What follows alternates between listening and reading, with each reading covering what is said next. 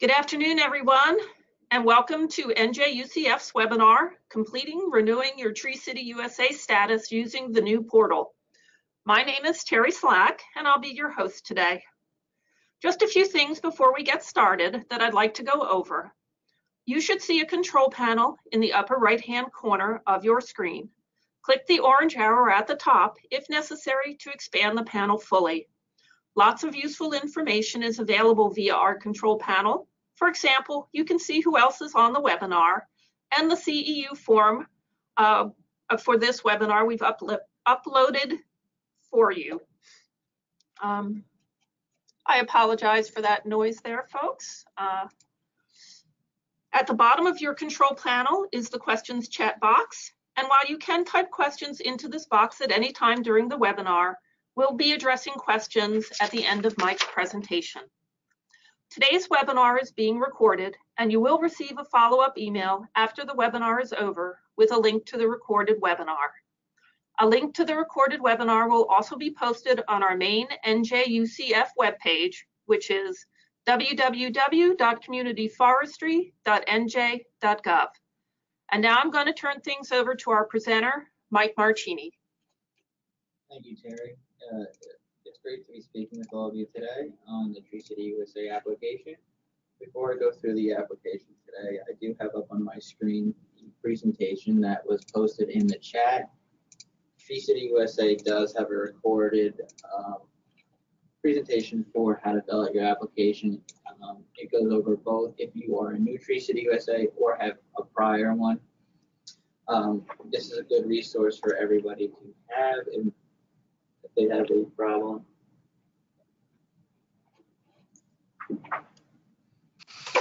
Thank you, Terry. It's great to be speaking with all of you today. Today we'll be going over the Tree City USA application over the new portal. But before I get to that, the Arbor Day Foundation has this pre-recorded GoToWebinar that you can reference in the link that's in our chat box that was posted previously. It goes over both if you are a new or previous Tree City USA and how to go through the new portal. It's a good reference if you have any questions at this time or in the future while filling out your application to reference. Today I will be going over the live version of this. So let us begin. So I'm going to start off at the main webpage for Arbor Day Foundation. A real challenge can maybe even be navigating their webpage and finding specifically where to go for Tree City USA. Our work is where you click at the top under all their banners or their major pages. It'll bring up all the programs, one of which is the Tree City USA, which is the second in, second down. Click on that and it'll bring you to the main portal for Tree City USA. And on the center, you will see where it says start your application, and this is where you will start your application from. As you can see, the portal has changed from its last addition to this new version. You can find your community or log in directly. Find your community will bring up everybody that has ever been to Tree City. And now it is an international program, so you will see some new countries and friends along the way with Tree City USA. So you can navigate to which state you're from. Obviously, we are in New Jersey.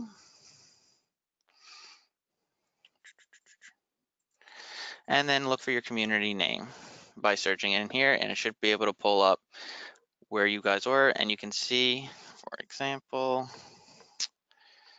let's do, if you're a community that hasn't had one, you'll get this screen here that shows that you haven't been part of the program yet, and we do welcome you if you are not part of the program yet. If you are a community that has one, it will pull up your documentation here, and you can log in directly through that. But today we are going to log in using the, as if we were a new community. So right here, you click login. But before we start doing that, I would like to reference the contact above for Tree City USA.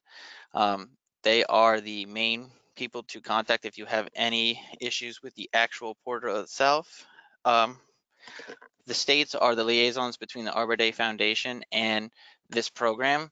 We do help and aid in reviewing the documentation and getting our cities to meet the requirements, but if there are any major issues or you have any questions, Arbor Day Foundation might be a better contact than us. We will do our best to answer any questions we get and push it through to Arbor Day Foundation.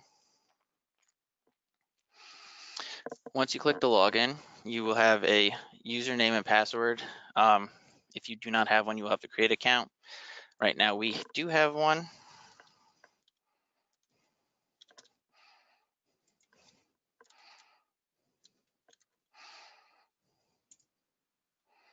Oh, that's because I can. Oh, I just can't type today, unfortunately. So it'll bring you to your major page here where you actually start your application. At the top, you can see there you can download your historical application, so you will not lose any of your historical data from this program. They did back it up to this, and if this was a community that did have a previous Tree City, you could pull down that particular year and look at your application prior to see what you have done and reference this in any material that you need. It does not automatically fill in the required fields below if you download it. It's just an application for you to have as a reference material. So you will have to go through the entire application in its entirety. The first section here is getting your contact information for the mayor or equivalent information. We would prefer that the mayor be the person that you put in here. So you would fill in your mayor's first, last name, their title, the municipality's address, and all of that information, and their corresponding email and telephone number. Anything that is starred on this application is a required element, and it will reject if you do not fill that in. So just a heads up, if you don't have in some of this information, to reference it or save this application for later, which you can do at the top or bottom. So that way you don't lose any of your data. Now your city forestry contact is the person that will be reaching if you have any questions. And this is important because if there's anything wrong with the application on the Arbor Day Foundation side, they will reach out to this person. Even on our side, we're going to reach out to this person. So this person should be accessible via email or phone call and be familiar with the program and what's going on so they can answer our questions so you guys can get approved on time. So you really want to make sure whoever this point of contact is aware that they're the point of contact and that this is going to be something they may have to deal with when this application goes through. If you have a city arborist or a forester, they might be your best point of contact here, or the chair from the Shade Tree Commission board or entity like that. So you would fill in your information here, their address. Now this does not have to be their home address because I don't think anybody wants to get spam. You can put in the municipality's address for the municipal complex in this section here, so that way everything's going to your municipality. And like before, you need their email and their telephone number. Then we get to this first standard, which is a tree board or department. This drop-down menu lets you select what might fit your community, which is either a tree board only, has a department chair or city manager, or has both. And depending on which criteria you select, it'll change the criteria frequency below what you'll fill out. So let's see, if you only have a tree board, you're gonna get how often does the board meet? And they only give you monthly, bi-monthly, quarterly, or annually. And then other will give you will allow you to add in what your explanation is for that. So if you don't see your option here, you always pick other and go through and explain what you do for your meetings. And what you would go through is you would go through and enter who your chairperson is, so that again we know who's a point of reference on your Shade Tree Commission board or whoever your green team or everything is, so that way we can reach out to that person and know who the point of contact is for that point of source. And you would fill out the same things here, what their title is with the commission. Address here again, reference the municipality, don't need anybody's personal addresses put into this kind of information. And if the Shade Tree has any kind of email address or telephone number that they can reference to, put it in there. Otherwise, I would advise putting in potentially the municipal clerk, so that way this goes to somebody who is able to get the emails and receive it. And several of the other options is department or chair. You can have a board members and fill out that, or if you have your city manager, same thing. You put in who your city manager is with the same information from with your municipality. So you do have varying options of how to fill this out. Just to make sure you do click the best one that references your community in its entirety, so that way you can go through each one. And make sure you do not have email addresses. If you have any board members on here, it does ask for them. If they all share one email, just continuously put in the same email for this, so that way it does read that there is an email validation for that sector. And now the second standard, community tree ordinance. Now, typically, if you had previously put in an ordinance and it hadn't changed with Tree City USA, you would not have to upload it again. This year, you are required to do an upload no matter what the application has been before. So you have to find a copy of it.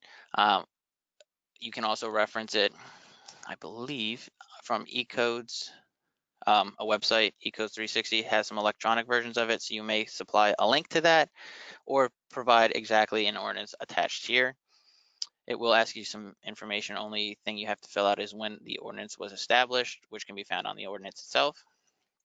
You click on attachment and you can add any kind of file, a description of it, the name. If you have several of them, this is the section where you can put in all of them.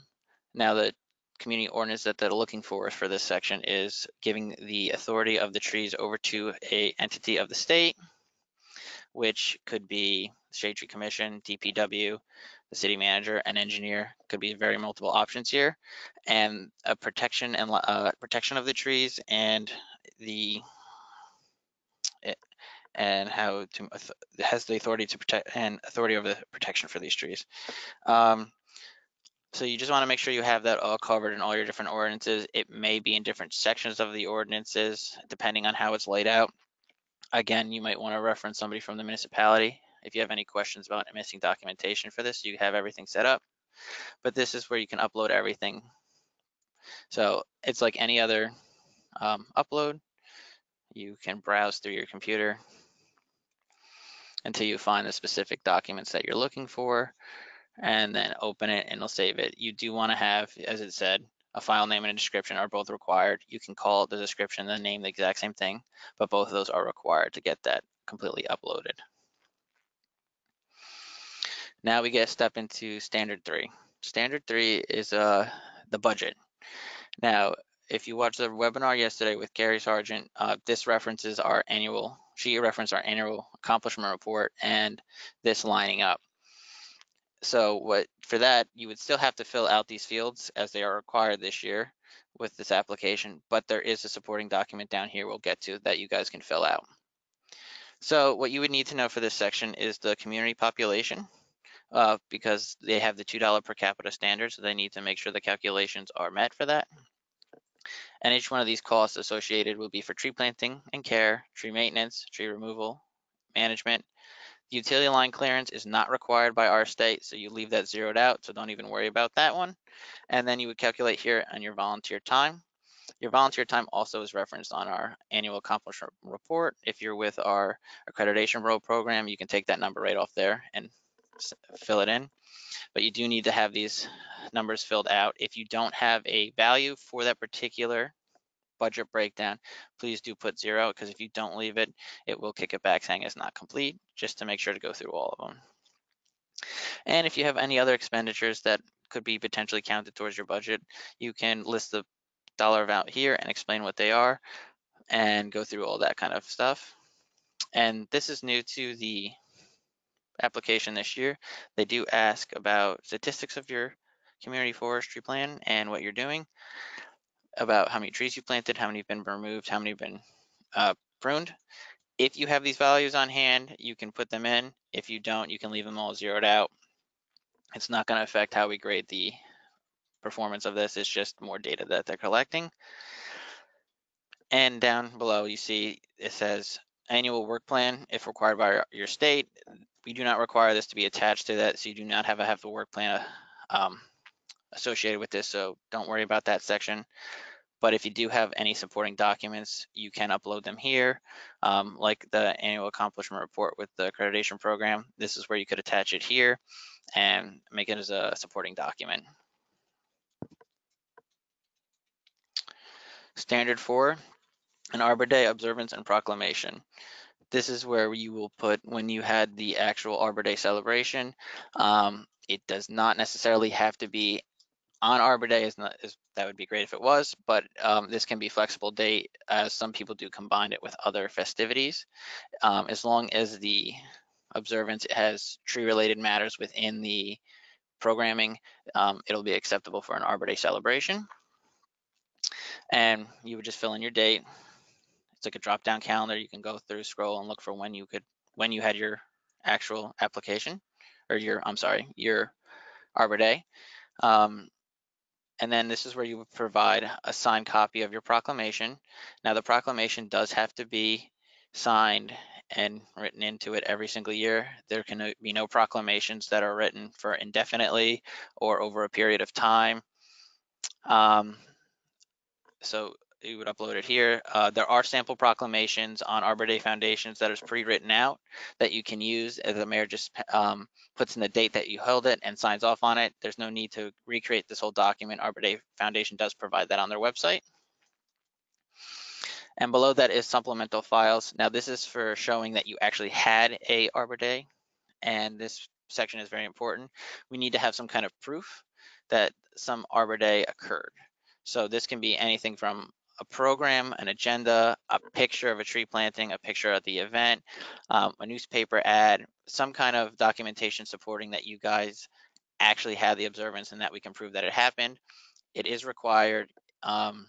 We have to have it, unfortunately, with anything that we do with this. So if that's something that's uncomfortable, but we look at it this way, if it's anything you put on social media, Facebook, or anything like that, it can be shared on here. So there's no permissions needed. If that's always an issue we hear, is that the permissions question of whether they can share this documentation. If it's from a newspaper or anything else, or is advertised for a public event, it is okay to upload to this documentation. Below it, you'll see a statement where they had state-specific questions. We don't require any additional information from you guys. You do not have to worry about that section. And finally, you do need a signature form. So this signature form, unlike before, is accessible more than once. So in the past, the application only allowed you to download the mayor's signature form once and would lock you out. This time you can continuously download it.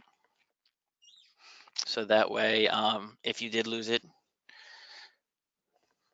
and as you can see, we do have some glitches with this system, so just be patient with it. You can download the actual application multiple times. So if something were to happen, if the mayor lost it or it got lost between you and somebody else, it is here. So you can have the application multiple reasons. We do ask that the mayor does sign it here.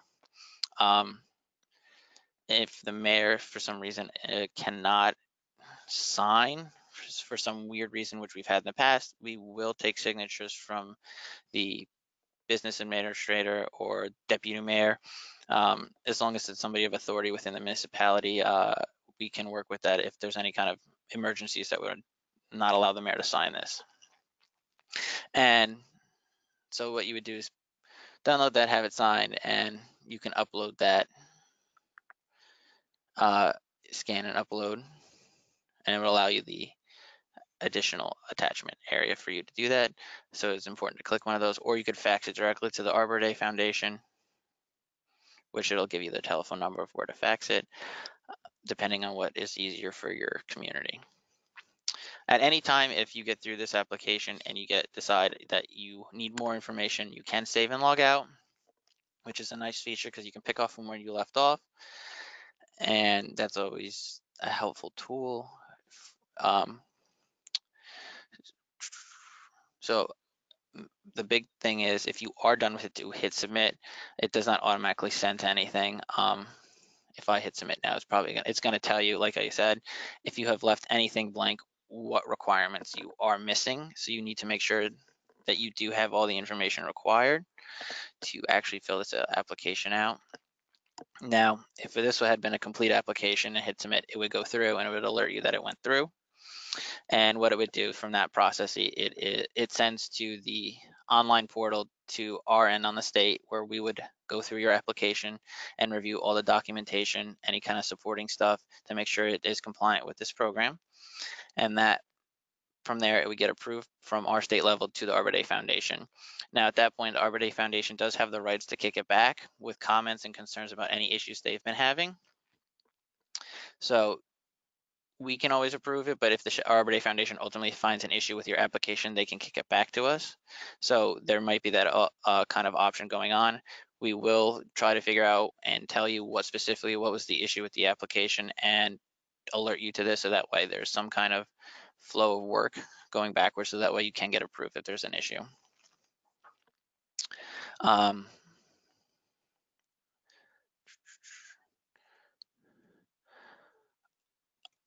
Other than that, the application is pretty straightforward. It hasn't changed. It has just changed platforms. It hasn't really changed anything else for what's required of the material. So everybody should be familiar with what kind of criteria you'll be meeting every year, as it hasn't changed. Other than that, this is the basic outline of the application. And at this time, if we have any questions, I will be answering those. Okay, Mike, we have gotten a few questions so far. So let's start with the nice, easy one. Can you print out a blank of the application form? Can that be printed out? We do not get paper applications anymore. They really are trying to get everything electronic and keeping it online. So I'm sure if you printed from this page, it would print everything out and you could handwrite everything in. But the Arbor Day Foundation is really pushing for more electronic submissions with this form, as it would be easier to review and getting everything in. Otherwise, it's manually data entry, and they don't have as many people to do that kind of work anymore, as they are now an international organization. So then are you recommending that if they wanted to, they could print the form and fill it out by hand, just so that they have it already filled out when they then go to fill in the online form? They could do that, right? Yeah, so for your own safety, for your own self, you can handwrite it out in front of you and then just type it in otherwise. But yeah, we are promoting using the login and the portal more. Our next question is, let's see, what are the differences between just the tree board and the other categories? I think there are 3 categories, and this questioner says they have a shade tree commission, but they also have a town administrator that they report to, but they've never put that on the form. Okay, so I believe you guys would choose. The community has both a tree board and a department chair / city manager, and at that point, it would ask you for both. Let's see. Let me try that again. Okay. So yeah, you guys can, I would have you put in this application and put who the person is for the and department. It's not changing this page. There we go. All right. So you can put who you report to below, as you saw here. Right here, it's the same information. If you were to have a city manager, chair, department chair, it's whoever you have for your department. And then above it, as you can see, it does allow you to put in who your board members are and how many you can do up to. It looks like only 5 board members. You have more. I would just pick 5 and put them for now. As we can't change that, unfortunately, it's on the Arbor Day Foundation's end, but you can allow putting both. I would recommend putting both. That way the Arbor Day Foundation can see how engaged you are. Okay. Our next question is a green team okay in lieu of a shade tree commission? Absolutely. Any kind of board advisory, board committees can be in lieu of a shade tree commission. It's whoever has the authority over the trees in your community is who you would put on here, because that's what the ordinance would, that's in the ordinance section would reference is who has the authority over the trees in your community. So if it is the green team, they are perfectly acceptable for that. Thanks, Mike. Let's see what else we have here. One of our attendees noted that it seems that most of the information needed for Tree City is the same information that we, NJUCF, asked for in the annual report. So the attendee wants to know, why can't there just be one form? So we get this question a lot. The Arbor Day Foundation and our program are two separate entities. The Arbor Day Foundation is an international nonprofit who is a separate organization. As I said before, we as the state and the Urban Forestry program are graciously helping the Arbor Day Foundation do this program and aid them with their reviews. So that's why we are both the contact for that and our own accreditation program. Our accreditation program is through the state. It is with the Urban and Community Forestry program. So that program is with our community forestry management plans, which if you're accredited with, you opens you up to grants within the state. So that's why it's a little confusing. We are the same people that do both, but both programs don't belong to us. We're just aiding on the Arbor Day Foundation side. We can always look into maybe simplifying our annual accomplishment report to match this up. That's something that we can look into, but as of right now, they are two separate ones because they're not the same program.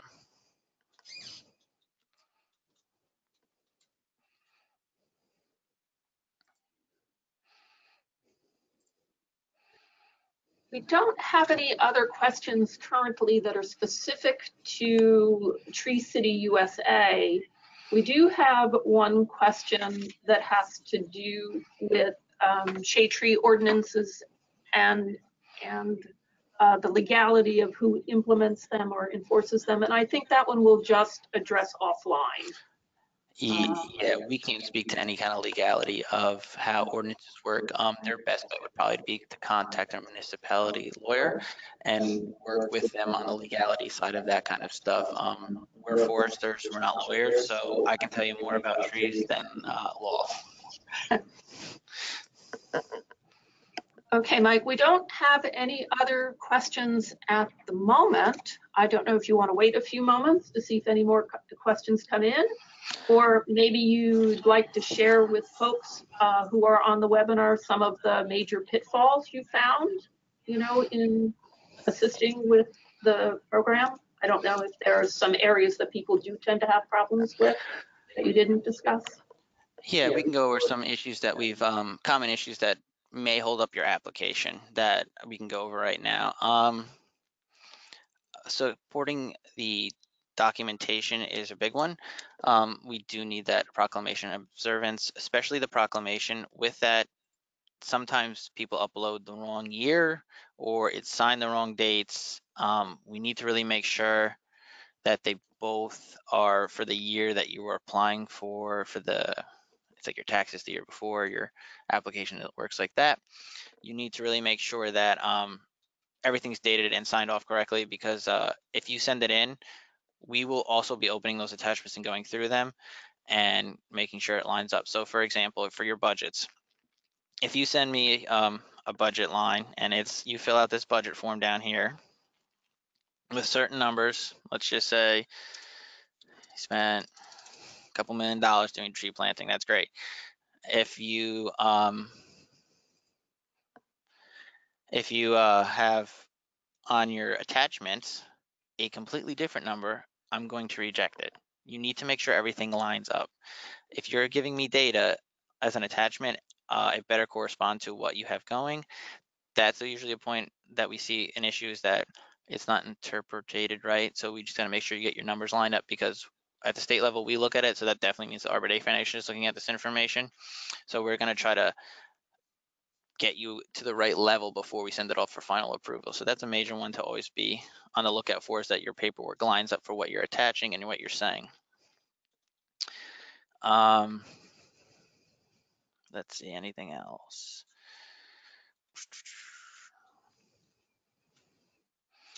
Oh, and definitely the biggest one too is your point of contact for this. So city forestry contact, that is a really big one. Like, we need to make sure, I need to emphasize that here really, is that it needs to be something that somebody we can speak to on this. It's also who gets your Arbor Day care package. So if you want to make sure you're getting your your swag, you got to make sure this person knows that it's coming. And I really recommend having it sent to the municipality for the address line, just because at all times somebody has to be at the municipality when it's open. So somebody will definitely get the package, and it'll eventually find your way. It'll find its way to the person it needs to. So make sure to put in accurate information here, because when we go to send out your care packages, we don't want to get it sent back to us and then have to try to track down how to get it to you.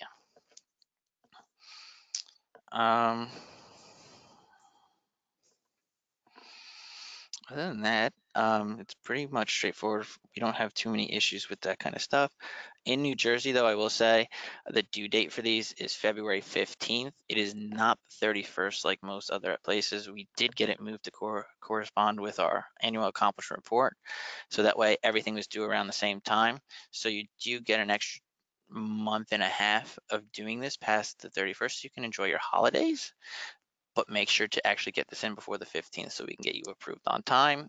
That does affect your package. So if you get if you hand it in a little late, depending on when they ship packaging is out, your package may be delayed. You may not get it for Arbor Day. So getting it in is key. Mike, we did just have someone send us some information.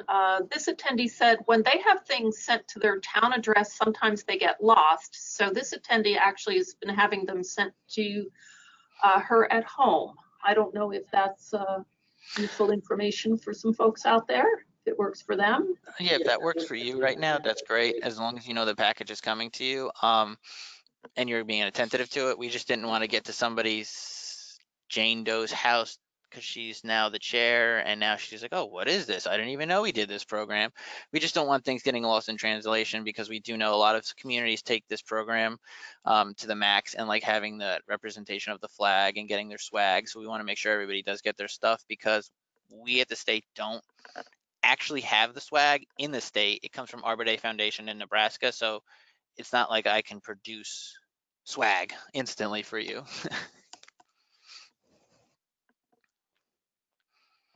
All right. We don't have any other questions related specifically to the Tree City webinar. We do have a couple we'll address offline at this point. We can wait a few moments if you like and see if any more come in, or if there's nothing else you wish to share with our audience, we can end the webinar. What do you think, Mike? If anybody has a few more questions, we can give a few minutes to give them to us. At this time, I have more knowledge of this to share. Oh, that's not true. True, Mike. I'm sure you have lots of knowledge you could share. Perhaps just not on Tree City. People be falling asleep by the end of the day then.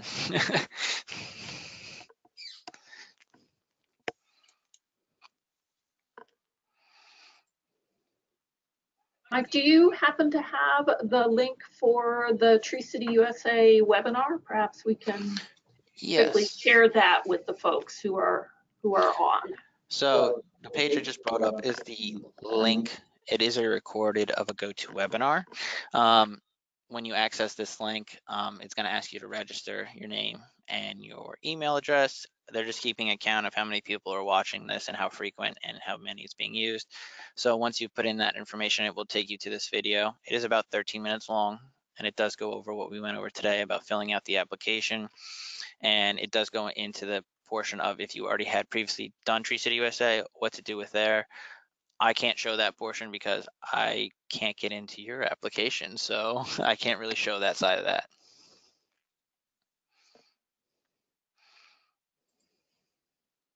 Okay, we still have not gotten any more questions in. So with that, perhaps we'll end the webinar. What do you think, Mike? That sounds good to me. If anybody else does have any more questions, they can email me offline, and I can do my best to answer them. And we can also loop in Arbor Day Foundation if it's something that we can't answer at the state level. Okay. Well, thank you, Mike. I'm sure that was a lot of great information for folks out there, and we appreciate you all taking the time to be on our webinar today. On behalf of Mike and myself, thank you again for joining us and have a great rest of your day.